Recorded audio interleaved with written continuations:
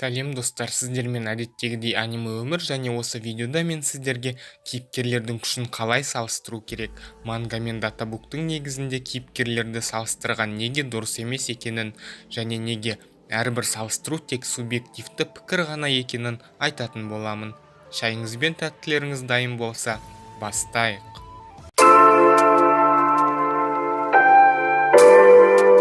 Осыдан 3 ай бұрын маған бір тиктокер хабарласып, менің кейіпкерлер күшін салыстырған видеомның боқ екенін айтты. Я, рахмет достым.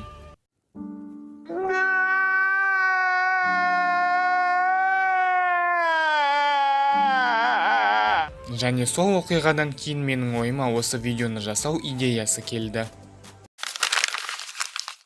Жалпы қай әлемді алсақ та кейіпкерлерді салыстыру оңай дүние емес. Себебі салыстыруға түскен екі кейіпкердің де фандары неге дәл олардың сүйікті кейіпкері мықтырақ деген дәлелдерді келтіретін болады. Ал Наруто әлемі өте ауқымды қарама-қайшылықтарға және кейіпкерлерге толы болған соң, Нарутодағы кейіпкерлердің арасындағы мықтыны анықтау тіптен қиын. Бірақ сонда да бұл бізге фанаттарға екі шинобидің арасындағы мықтыны анықтауға еш кедергі емес. Әдетте адамдар мықтыны анықтау үшін манга мен датабукты, анимедегі шайқастарды және екі кейіпкердің қабілеттерін бір-біріне қарсы қоюды пайдаланады.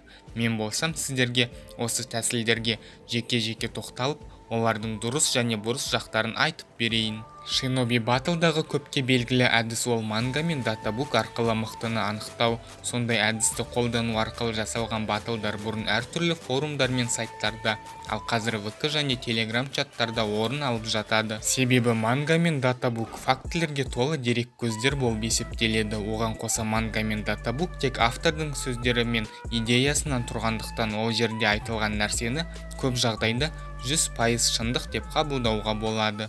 Маған 2-3 ай бұрын хабарласқан тиктокерде осы әдісті қолданған еді, дегенмен бұл әдістің жалғыз өзі кейіпкерлерді салыстыруға жеткіліксіз. Менің ойымша ол басқа әдістермен бірге қолданылуы керек.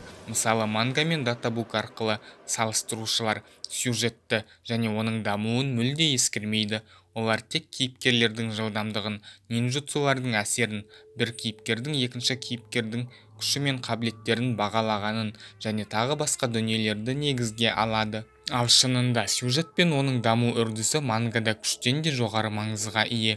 Сол себепті екі кейіпкерді салыстырған кезде екеуінің сюжеттегі орнына алған пауэр-аптарына баса назар аударған жөн.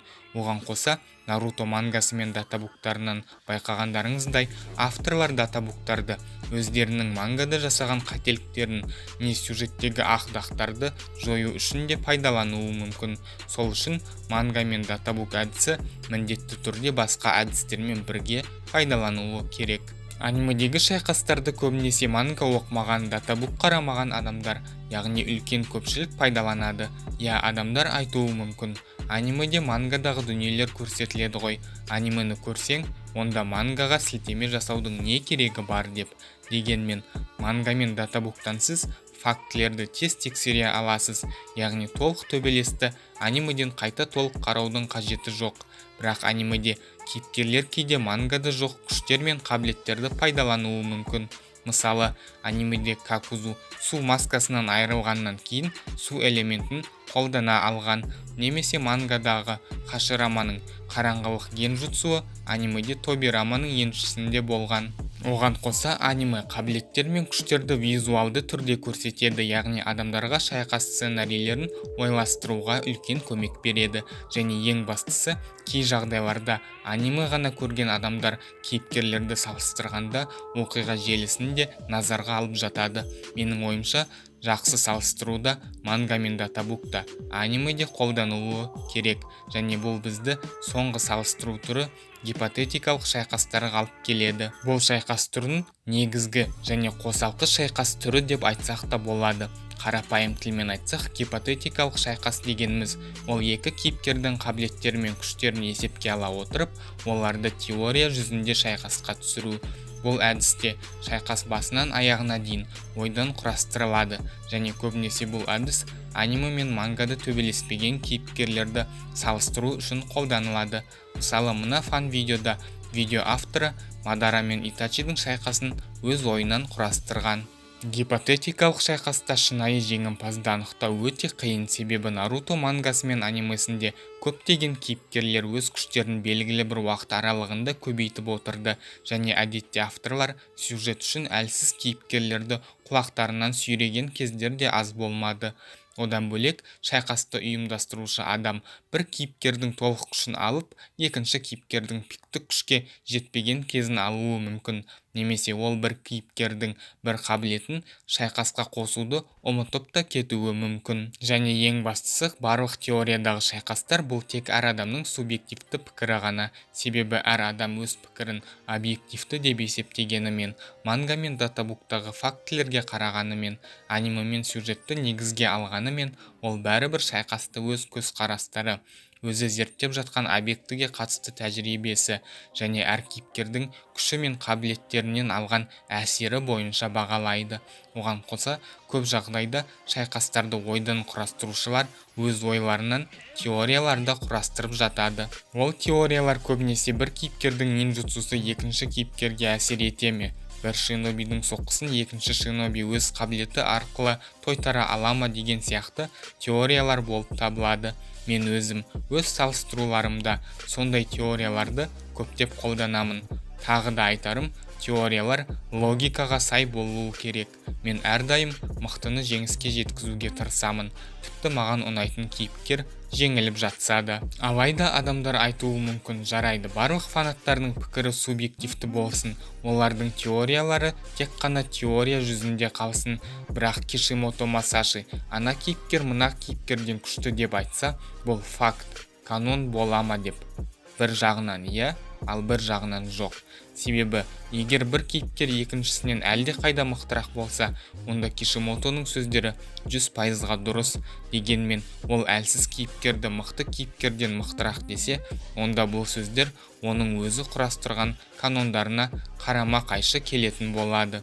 Мысалы, Кишимото Ирука Кагуядан мықты, тек аниме бірден бітіп қалмас үшін Ирука Кагуямен шайқаспады деп айтса, онда оның бұл сөздері фанаттар арасында үлкен дау, қарама қайшылықтар туғызар еді. Да, как я уже сказал, Итачи победил бы Мадару и с легкостью остановил войну. Жақсы, манга, датабук, аниме және гипотетикалық шайқастар жайлы білдік. Сонда әділ, шындыққа жақын салыстыруды қалай жасауға болады?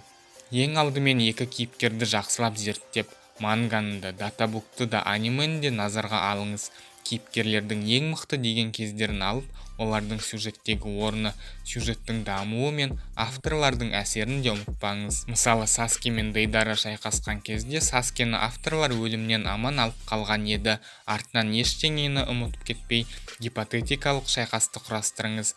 Бір емес бірнеше шайқас сценарийін құрастырсаңыз, тіпті керемет болады. Егер ақпарат тым аз болса, онда өз теорияларыңызды да қосыңыз, және бұның тек теория екенін көрерменге не тыңдаушыға жеткізіңіз. Және теория құрастырамын деп тым қатты фантазияларға беріліп кетпеңіз. Әрдайым логикаға сай теория құруға тырысыңыз. Өзіңізге ұнаған кейіпкерді жеңіске жеткізуге тырыспаңыз, және егер ол жеңіліп жатса, оны қаншалықты ауыр болса да қабылдаңыз. Солай сіз жасаған батылда субъективті пікір болғанымен, сіз қолданған шынайы ақпарат, сіз талап еткен әділдік және сіз шығарған логикаға сай дұрыс шешімдер көп адамның көзінде сіздің ойыңыз шындыққа жақын екенін деген сезімді ұялатады. Және ең басты және назарға алатын жайт, сіздің гипотетикалық шайқасыңыз қаншалықты дұрыс болса да, сізді бәрібір позер, өтірікші деп айтатын адамдар табылатынын да ескеріңіз. Бұл видео түсінуге оңай және сіздерге пайдалы болды деп сенемін, және егер сіз Итачидің өмірі жайлы толық және шынайы ақпаратты білгіңіз келсе, онда мына видеоны көріңіз. Ал сіздермен бірге болған аниме өмір, барлықтарыңызға көп рахмет. Сау болыңыздар.